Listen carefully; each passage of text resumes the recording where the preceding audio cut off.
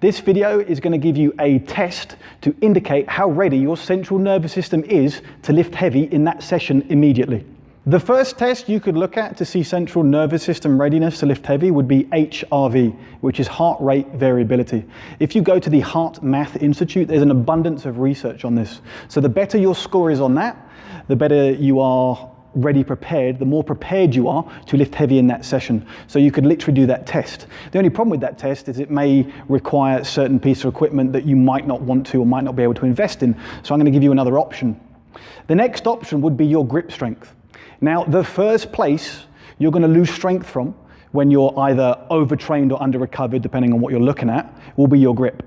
Now, the reason being is grip's one of the few areas that you can activate 100% of motor units. So, and it's also one of the first places that loses strength. So if you have a grip dynamometer, like so, you could do a standardized grip test, grip on one side, see what the number is, 48.8. If I come in and I hit 60 with the same amount of effort, then I know that I'm ready for a big session. Equally, again, the dynamometer is an investment you might not want to make. You are likely to have bumpers. So what I tell some of my clients, whether they want to lift heavy on a certain session, auto-regulate and go off plan and go a little bit heavier, is how easy can you grip, say, a 25 kilo plate? Now, it doesn't have to be a 25 kilo plate.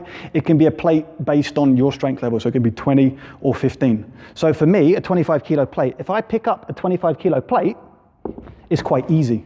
And I'll have a kinesthetic awareness on how easy that was. If I pick that plate up and I feel I could throw it across the room, I know that I am ready to lift heavy because my grip's really strong. On another day, maybe I'm fatigued, maybe I didn't have a great sleep, and I'm not quite sure on where I'm at. Again, I come back in, I pick up the 25 kilo plate, maybe it feels a little bit harder to lift.